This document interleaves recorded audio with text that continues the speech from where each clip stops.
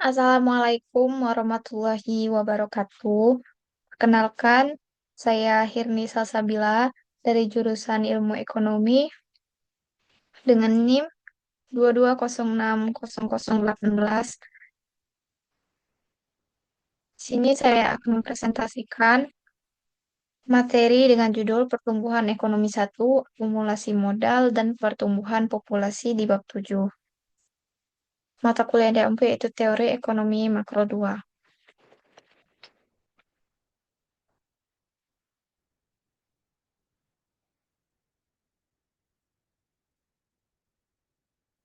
Pendahuluan, pertumbuhan ekonomi adalah peningkatan kapasitas produksi suatu negara dari waktu ke waktu. Materi yang pertama ada akumulasi modal, faktor pertumbuhan ekonomi, akumulasi modal, dan pertumbuhan populasi. Akumulasi modal, model pertumbuhan selalu dirancang untuk menunjukkan bagaimana pertumbuhan, persediaan modal, pertumbuhan angkatan kerja, dan kemajuan teknologi berinteraksi dalam perekonomian, serta bagaimana pengaruhnya terhadap barang dan jasa suatu negara secara keseluruhan. Kita akan mengembangkan model ini secara bertahap. Tahap pertama adalah mengkaji bagaimana penawaran dan permintaan terhadap barang menentukan akumulasi modal. Dalam tahap pertemuan ini dapat diasumsikan bahwa angkatan kerja dan teknologi adalah tetap. Kemudian kita ubah asumsi-asumsi ini dengan memperkenalkan perubahan-perubahan dalam angkatan kerja, penawaran dan permintaan terhadap barang.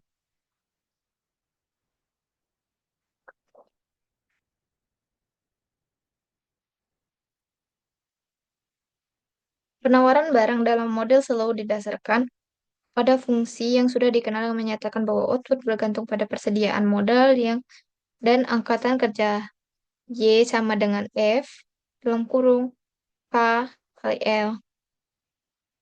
Model pertumbuhan Solo mengasumsikan bahwa fungsi produksi memiliki skala pengembalian konstan atau skala hasil konstan atau constant return to scale. Asumsi ini sering dianggap realistis dan seperti akan kita lihat berikut ini. Asumsi ini membantu untuk mempermudah analisis. Ingatlah bahwa fungsi produksi memiliki skala pengembalian konstan jika Z kecil Y sama dengan F Z kecil K, Z kecil L besar, dengan Z kecil bernilai positif. Jika kita mengalihkan modal dan tenaga kerja dengan Z kecil, kita juga mengalihkan output dengan Z kecil. Fungsi produksi dengan skala pengembalian konstan memungkinkan kita untuk mengalihkan seluruh variabel dalam perekonomian dibandingkan dengan jumlah angkatan kerja untuk melihat kebenaran digunakan. Z kecil sama dengan 1/L dalam persamaan di atas untuk mendapatkan Y per L sama dengan F dalam kurung K per L kali 1. Bersama ini menunjukkan bahwa jumlah output kerja Y per L adalah fungsi dari jumlah modal pekerja K per L. Dalam kurung angka 1 adalah tentu saja konstan, sehingga bisa dihilangkan. Asumsi skala pengembalian konstan menunjukkan bahwa besarnya perekonomian sebagaimana diukur oleh jumlah pekerja tidak mempengaruhi hubungan antara output pekerja dan modal pekerja. Karena besarnya perekonomian tidak menjadi masalah. Kita cukup beralasan untuk menyatakan seluruh variabel dalam istilah pekerja.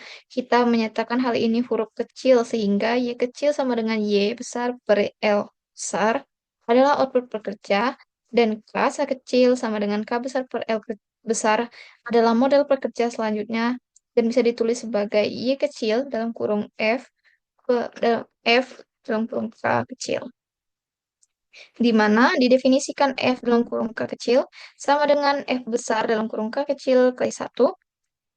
Kemiringan dari fungsi produksi menunjukkan beberapa banyak output tambahan yang dihasilkan seseorang pekerja ketika mendapatkan satu unit modal tambahan. Angka yang diperoleh merupakan marginal modal MPK. Secara sistematis ditulis MPK sama dengan F dalam kurung K ditambah 1 dikurang F dalam kurung K.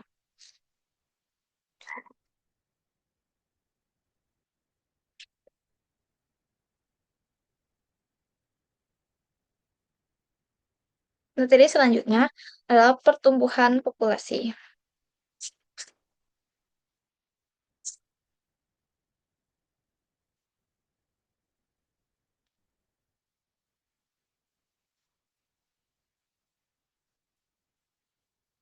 Pertumbuhan persediaan modal dan kondisi mapan pada saat persediaan modal adalah determinan output perekonomian yang penting karena persediaan modal bisa berubah sepanjang waktu dan pertumbuhan itu juga bisa mengarah ke pertumbuhan ekonomi.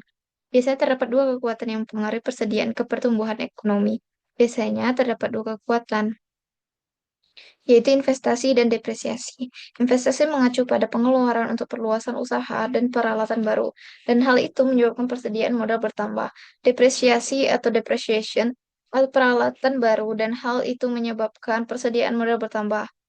Mengacu pada penggunaan modal, dan hal itu menyebabkan persediaan modal berkurang. Bagaimana dinyatakan sebelumnya, investasi bekerja I sama dengan SY dengan mengganti fungsi produksi untuk Y, kita bisa menunjukkan investasi bekerja sebagai fungsi dari persediaan modal pekerja. I kecil sama dengan SF, dalam kurung K kecil.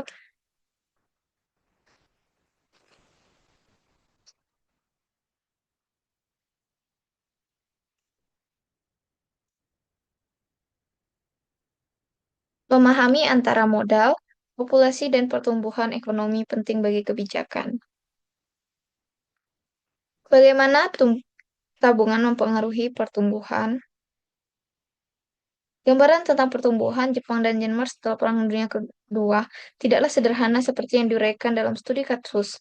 Fakta terkait lainnya adalah bahwa Jepang dan Jerman menyisihkan sebagian output mereka dalam bentuk tabungan dan investasi yang lebih tinggi ketimbang Amerika Serikat.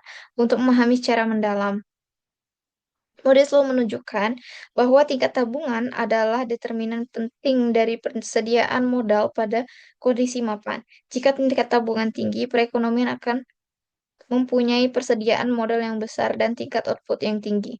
Jika tingkat tabungan rendah, perekonomian akan memiliki persediaan modal yang kecil dan tingkat output yang rendah. Kesimpulan dapat menyoroti pembahasan kebijakan fiskal.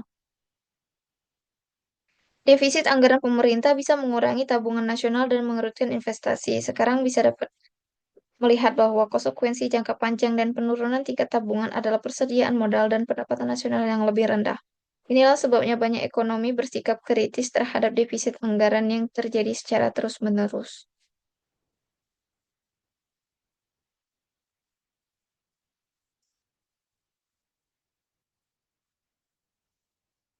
Pertumbuhan Konsep dasar pertumbuhan ekonomi. Pertumbuhan ekonomi mencerminkan tingkat output nasional dalam jangka panjang.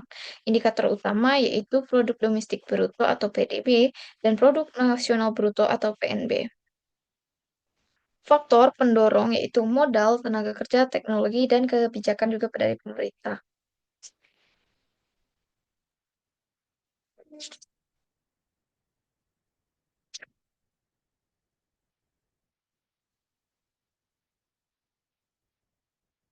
Masuk ke materi pertumbuhan populasi, model Sloan menunjukkan dasar bahwa akumulasi modal dengan sendirinya tidak bisa menjelaskan pertumbuhan ekonomi berkelanjutan. Tingkat tabungan yang tinggi menyebabkan pertumbuhan yang tinggi secara temporer, tetapi perekonomian pada akhirnya mendekati kondisi mapan di mana modal dan output konstan. Untuk menjelaskan pertumbuhan ekonomi berkelanjutan, mari kita amati sebagian besar belahan dunia. Model Sloan harus memperluas agar mencakup dua sumber lain dari pertumbuhan ekonomi, pertumbuhan populasi dan kemajuan teknologi. Dalam bagian ini, kita akan ditambahkan ke dalam populasi ke dalam model. Investasi meningkatkan persediaan modal dan depresiasi menurunkannya, tetapi sekarang ada kekuatan ketiga yang beraksi untuk mengubah jumlah modal pekerjanya. Pertumbuhan jumlah tenaga kerja yang menyebabkan modal pekerja turun. Kita akan terus menggunakan huruf kecil untuk jumlah pekerja. Jadi, K kecil sama dengan K besar per L besar adalah modal pekerja, dan Y kecil sama dengan Y besar per L adalah output per pekerja. Akan tetapi ingatlah bahwa jumlah pekerja terus tumbuh sepanjang waktu. Perubahan persediaan modal pekerja adalah delta K kecil sama dengan I dikurang dalam kurung S ditambah N kecil dalam kurung kali K. Persamaan ini menunjukkan bagaimana investasi, depresiasi, dan pertumbuhan populasi mempengaruhi persediaan modal pekerja. Investasi meningkatkan K kecil, sedangkan depresiasi dan pertumbuhan populasi mengurangi K kecil. Kita telah melihat persamaan ini sebelumnya pada bab untuk kasus populasi konstan N sama dengan 0. Teori pertumbuhan ekonomi, ada teori dari teori klasik, yaitu Adam Smith, pertumbuhan melalui pembagian kerja dan pasar bebas. Dan kemudian ada teori dari David Ricardo, yaitu pertumbuhan dipengaruhi oleh kelangkaan sumber daya alam. Kemudian ada teori neoklasik atau solusian. Modal, tenaga kerja, dan teknologi adalah faktor utama. Teknologi memiliki peran penting dalam pertumbuhan jangka panjang. Kumulasi modal. Akumulasi modal adalah peningkatan jumlah modal fisik atau mesin infrastruktur dalam perekonomian. Modal meningkatkan produktivitas tenaga kerja. Sumber akumulasi modal terdiri dari tabungan, investasi, dan juga arus modal asing.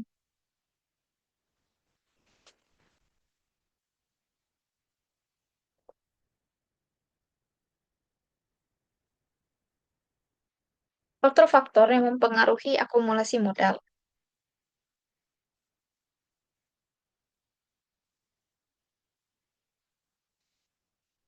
Yang pertama ada tingkat tabungan. Semakin tinggi tabungan, maka semakin banyak modal yang tersedia. Yang kedua, investasi dan teknologi. Investasi dalam teknologi baru meningkatkan produktivitas. Yang ketiga ada infrastruktur. Infrastruktur yang baik menurut pertumbuhan ekonomi yang baik juga. Selanjutnya ada model pertumbuhan solo. Model solo menunjukkan bahwa hubungan antara modal, tenaga kerja, dan teknologi. Yang kedua ada akumulasi modal menghasilkan pertumbuhan tetapi ada diminishing returns. Kemudian teknologi adalah faktor utama untuk pertumbuhan jangka panjang. Selanjutnya ada dampak akumulasi modal terhadap pertumbuhan ekonomi. Peningkatan produktivitas tenaga kerja melalui penggunaan teknologi, kedua perubahan struktur ekonomi dari agraris ke industri, kemudian ada akumulasi modal yang efisien mendorong kesejahteraan untuk masyarakat. Selanjutnya ada pertumbuhan dan populasi ekonomi. Populasi yang besar dapat meningkatkan jumlah tenaga kerja dan pasar konsumsi. Namun, jika tidak diimbangi dengan modal dan teknologi dapat menyebabkan pengangguran dan kemiskinan. Hal inilah yang menyebabkan pertumbuhan dan populasi ekonomi itu bisa menjadi menurun. Ada teori transisi demografi. Tahapan transisi demografi, tahap pertama, kelahiran dan kematian tinggi, pertumbuhan rendah. Tahap kedua, kelahiran tinggi, kematian menurun, pertumbuhan menjadi tinggi. Dan tahap ketiga, kelahiran dan kematian menurun menjadi stabil. Hal ini yang membuat teori transisi demografi menjadi bertahap. Efek positif pertumbuhan populasi, meningkatkan jumlah tenaga kerja yang tersedia, kemudian menyediakan pasar yang lebih baik bagi produk dan jasa. Selanjutnya adalah mendorong inovasi dan pengembangan teknologi.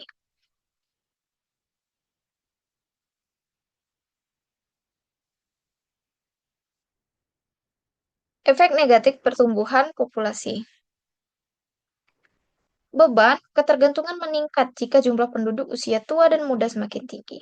Keterbatasan sumber daya alam dan lingkungan meningkatkan tekanan pada infrastruktur dan layanan publik. Keseimbangan antara populasi dan akumulasi modal.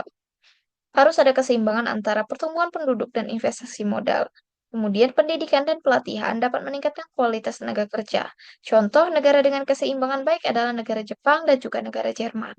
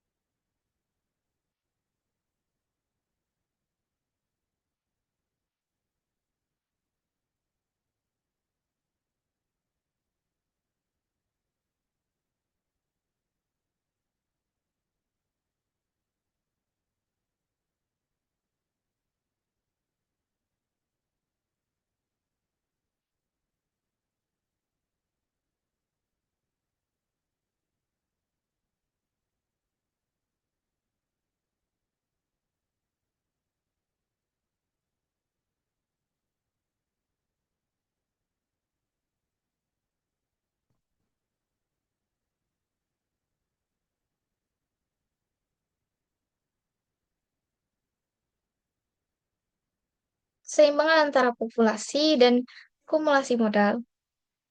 Harus ada keseimbangan antara pertumbuhan penduduk serta investasi modal.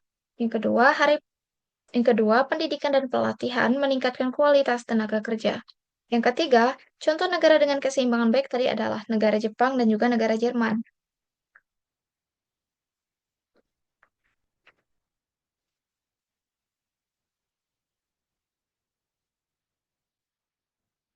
Jepang dan Jerman adalah dua kisah pertumbuhan ekonomi yang berhasil. Meskipun dewasa ini, kedua negara merupakan adidia ekonomi. Pada tahun 1945, perekonomian kedua negara tersebut carut-marut. Perang Dunia Kedua telah menghancurkan sejumlah besar persediaan modal mereka.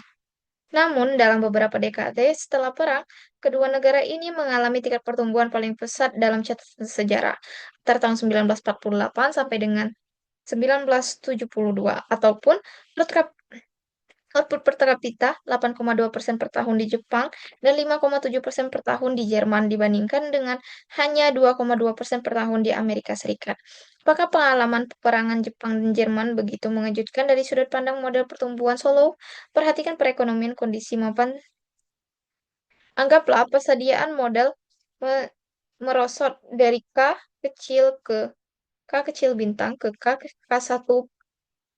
Tidaklah mengherankan tingkat output langsung jatuh, tetapi tingkat tabungan, bagian output yang dimasukkan ke dalam tabungan dan investasi tidak berubah. Perekonomian kemudian mengalami periode pertumbuhan yang tinggi. Output tumbuh negara karena persediaan modal yang lebih rendah. Lebih banyak modal yang ditambahkan melalui investasi ketimbang dengan digerogoti melalui depresiasi. Pertumbuhan yang tinggi ini terus berlanjut sampai perekonomian mendekati kondisi mapannya.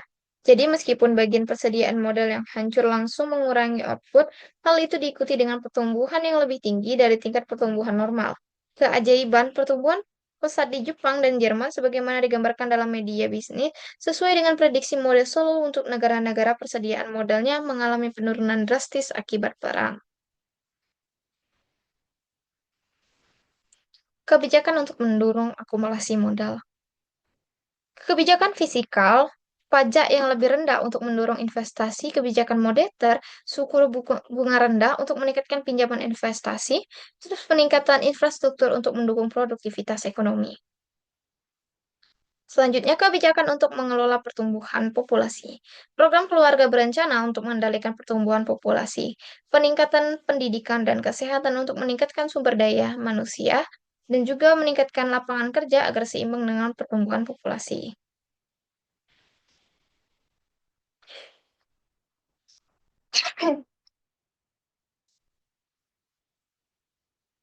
Studi kasus Cina dan India. Cina, kebijakan satu anak, pertumbuhan ekonomi sangat tinggi, tetapi sekarang kekurangan tenaga kerja. India, populasi besar, keuntungan demografi, tetapi harus meningkatkan pendidikan dan pekerjaan. Tantangan dan peluang ke depan. Satu, globalisasi memungkinkan transfer teknologi dan investasi asing. Kedua, revolusi industri 4.0 meningkatkan produktivitas dengan otomatis dan AI. Yang ketiga, tantangan, kesenjangan ekonomi dan pengangguran akibat otomasi. Selanjutnya ada kesimpulan, akumulasi modal dan populasi adalah dua faktor utama pertumbuhan ekonomi. Keseimbangan antara modal dan tenaga kerja itu penting untuk pertumbuhan berkelanjutan. Kebijakan ekonomi harus disesuaikan dengan kondisi masing-masing negara.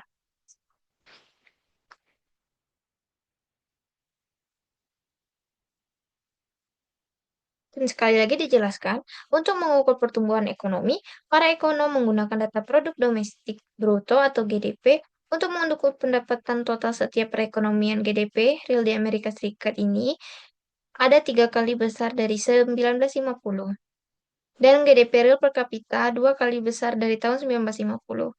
Pada pertahun-tahun tertentu, kita juga dapat mengamati perbedaan yang besar dalam standar kehidupan antar negara.